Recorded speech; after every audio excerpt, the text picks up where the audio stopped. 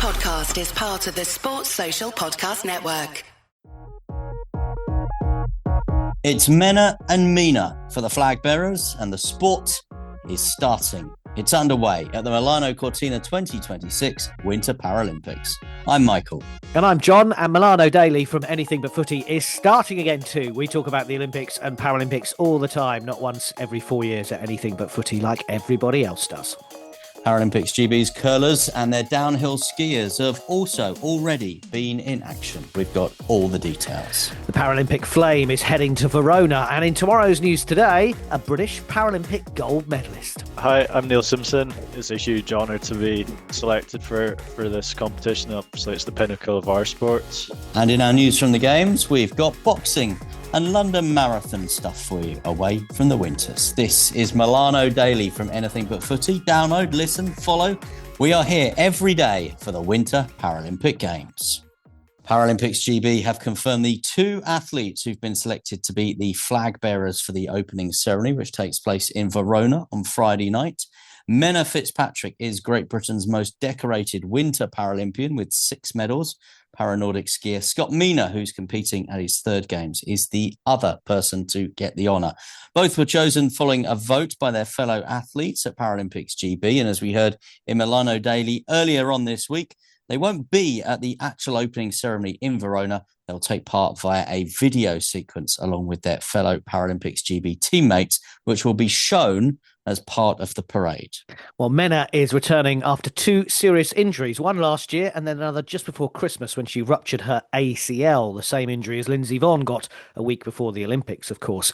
But we caught up with Mena and Katie, guest her guide last month, and the pair were in good form. It's pretty cool after the last few years with a few injuries. So yeah, I'm really excited to be going to these games. And Katie, I know that you missed out on Beijing, so it might mean a little bit more this time. Yeah, I think it's a really, really exciting few weeks to come for sure. Tell us how you are, Mena, because when we last spoke, you were about to come back to the circuit. I think I might have jinxed you, and then you got injured again. Yeah, unfortunately, yeah, really bad timing. Yeah, I got back after my broken leg in October 24. Did rehab, got back, trained all summer, was raring to go, did one race, which we did actually manage to come third in, and then went up to do another run, and yeah, tore my ACL halfway down there, so really bad timing. But yeah, with a good team around me, I'm backing up and skiing again. Not ideal way to start the games, but hey ho, we try our best no matter what. Right, before I let you go, I want you, firstly, Katie, to describe Mena for the listener. So tell us about her and what her strengths are and what we should be looking out for the Paralympics. And then Mena, I'd like you to do the same for Katie. What does Katie bring to your partnership? So Katie, do you want to go first? Oh yes, so I think Mena has possibly drinks the most amount of tea I've ever seen a human being consume in a day. So you'll always see her with a cup of tea in hand. Yeah, she's always there to push out the start gate, and she's so determined to achieve what she wants to achieve. So I think it would be whatever we do at the Games, it has been with Mena is 100% effort, which is really cool to say. Katie's really good at staying calm in quite a lot of instances, even though you might not be. So that's really, really helpful for me. You're just as dedicated as I am, and knowing that like you're in there doing all the training with me, even if we're in different locations. And I've got 100% trust in you. So really got it. You've definitely got this. What a great way to finish. Thank you. We wish you both well. Safe everything. And let's see you on the slopes. Perfect. Yeah, thank you so much.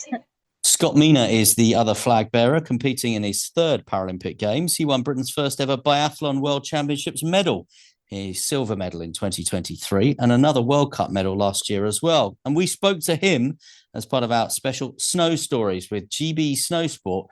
We caught up at the end of 2025. The view very much is to attack a Paralympic podium. So, but yeah, we are in one of the most difficult, most competitive sports in the world, and I'll tell you right now, that's why I do it, because the field is so competitive and the feat is ginormous if you can be amongst it. Do make sure you go back and listen to that episode. He's a history graduate looking to make Paralympic history in his last Paralympic Games. Well, that's what he told us. Exactly. We will see. We will see. Well, congrats to Mena and Scott. And they told us on email this week after we messaged them that it was a huge honour to carry the flag. And they're looking to make everyone proud at home. Well said. And we'll look forward to seeing them on Friday night. Reminder that 25 Paralympics GB athletes will be competing in para-alpine skiing, para-Nordic skiing, para-snowboard and wheelchair curling at these Winter Paralympics. And it is Paralympics GB, and I will be giving everyone a little tap on the wrist if they refer to any of these athletes as Team GB or Team GB Paralympians or anything like that over the next couple of weeks. Paralympics GB, we are behind you. In our news from the Games, the Paralympic Games are the pinnacle event of the Paralympic movement, and our top priority is for Paralympians to take centre stage as we deliver safe, secure and spectacular games in Italy's awe-inspiring venues. That statement came from the IPC as it continues to monitor the situation in the Middle East. But for now, all systems go. The Paralympic Flame, as we've said, heading to Verona, the venue for the Paralympics opening ceremony this week. And the sport, John, underway in Cortina, in that beautiful curling stadium already. Yes, a great venue indeed for the first ever mixed doubles in wheelchair curling at the Winter Olympics, but not the first result Joe Butterfield and Jason Keane were hoping for, I'm afraid. The Brits were leading into the final two ends before Estonia, the world bronze medalists, grabbed 2 points with the hammer in the seventh end and then stole two more in the eighth to win 10-7. World champions Japan were surprisingly beaten 10-3 by China in the opening match. Hosts Italy, well, they beat the 2024 world champions and world number ones Korea, and the USA beat Latvia. So some big results on the opening day. Now, GB face Korea and Latvia in a double header later on Thursday. Meanwhile, Paralympics GB's visually impaired skiers and their guides have been out on the course in the first official training runs for the women's and men's downhill, which takes place on day one, Saturday of the Games.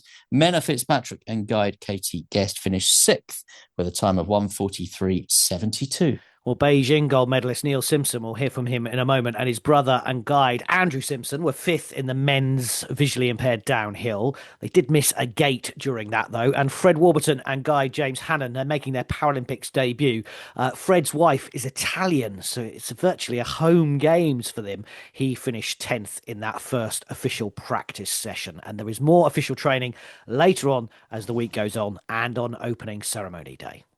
This is Milano Daily from Anything But Footy. Tomorrow's news today for Paralympics GB and our other news from the Games coming up. This is Milano Daily, here every day during the Winter Paralympic Games. We are Anything But Footy. TNT stands for Tomorrow's News Today. If you were with us during the Olympics, you'll know that, and it's back for these Paralympics. Skier Neil Simpson made history 4 years ago when he became the first British male athlete ever to win a gold on snow.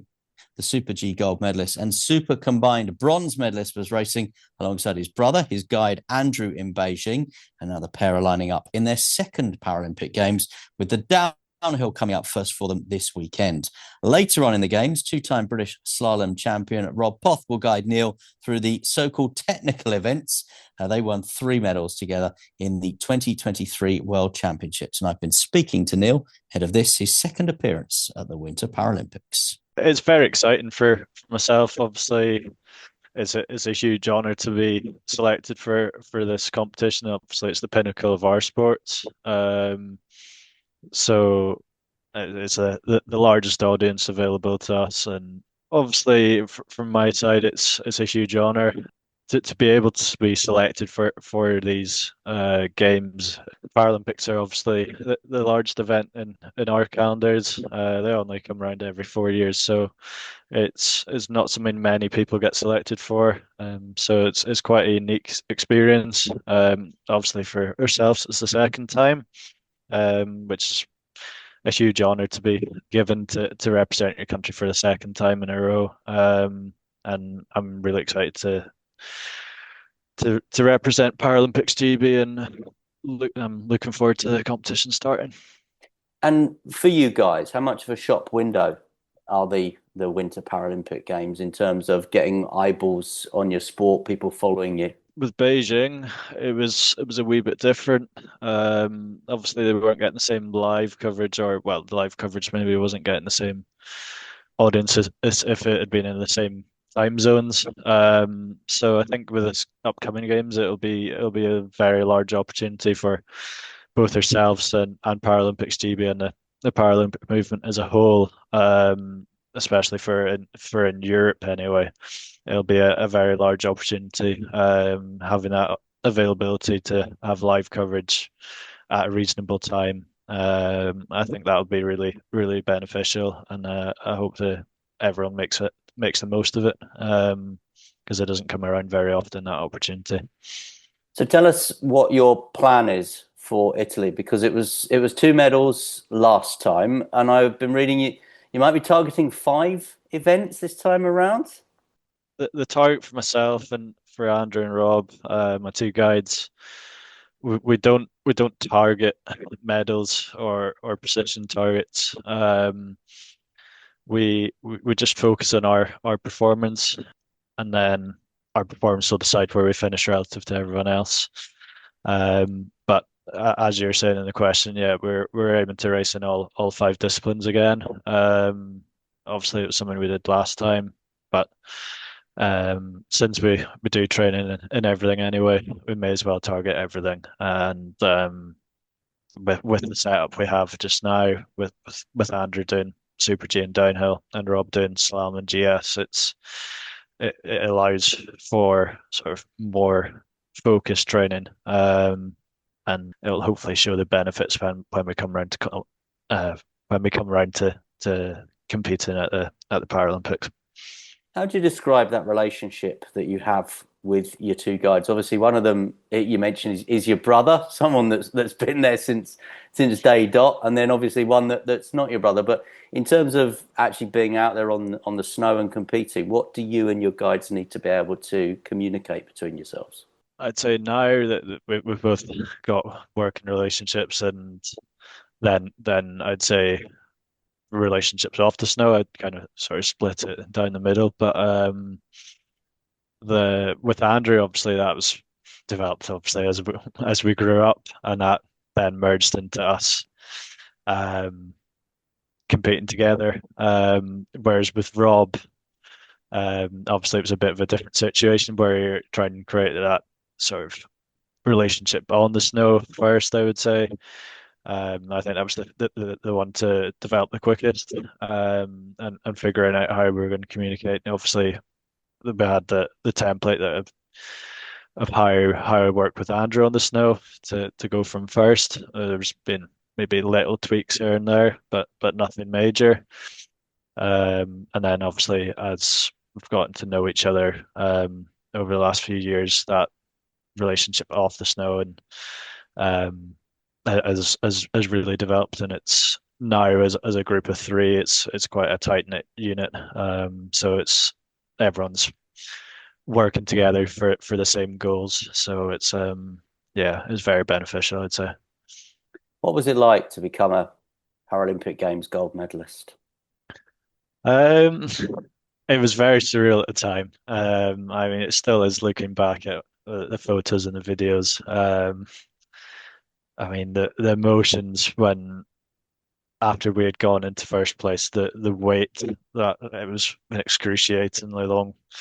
Um, Even though there wasn't a huge number. I mean, there was maybe what seven, eight other skiers to come down, but that wait was very long anyway. But the emotions when we came over the line, it was a bit of disbelief at first. As Andrew went, oh, we knew it was a good run, and then Andrew went, oh, we're into first. So we were both obviously very chuffed in that moment, and then it's trying to maintain yourself until it's confirmed. Because there's still obviously some very good skiers coming behind us. But sort of after then it took a bit of time for that emotion sort of calmed down after we came back from the games. Obviously, we're doing a few different bits and bobs, make the most of it after the games, and sort of drive awareness into the Paralympics and parasport. So yeah, it took a fair bit of time for it to settle down, but it was a surreal feeling. Just in general, sharing the whole experience of the competition, the winning, the opportunities, and now going again with your brother. How nice is that? Yeah, it's very nice. Obviously, it's something you'd have only dreamt of when you were younger, to be doing something like this with your brother. I'd say it definitely helps having him in and around myself, and vice versa. We know how each other works, and it definitely helps with that side. So it has its advantages from the from growing up together, and knowing how we both work and how we both tick. So yeah, it's obviously a dream come true to be able to do this with him, and yeah, really looking forward to doing some more. And just finally, before we wrap up, you kind of hinted at it earlier, but these games are in Italy. It's a 1 hour difference in the time zone. What is your message to the British public, to the people at home, the people in Scotland, Aberdeen, in terms of getting behind you, the team, and supporting Paralympics GB? What would you say? I'd say there's not going to be a better opportunity. It's a really good opportunity to be able to watch us live at reasonable times, and hopefully the media coverage will be really good because of that. So I think if people are able to watch it and get engaged, hopefully that'll drive engagement into sort of local clubs and local centres around the UK and Scotland. I think that would be the main thing I'd hope for anyway. And you mentioned it earlier that you said, obviously, you're not going to be defined by medals and targets, but just to go out there and perform your very best, that's all you can do. It's all you want to do. Yeah, exactly.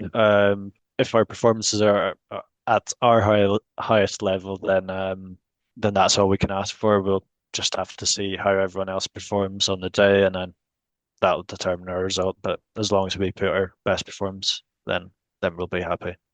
Neil Simpson talking to Michael. Good luck to him.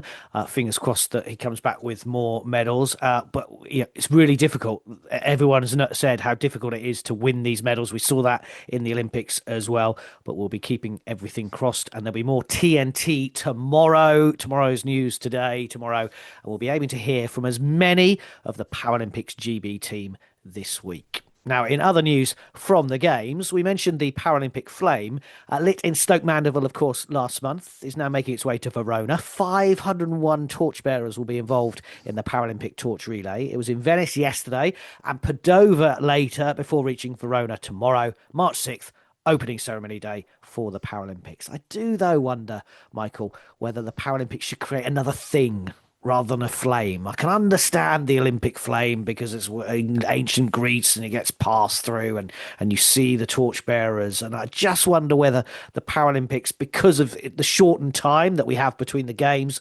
I love the fact it was been started in the last few games that started in Stoke Mandeville, but I just wonder whether there should be something different rather than a flame.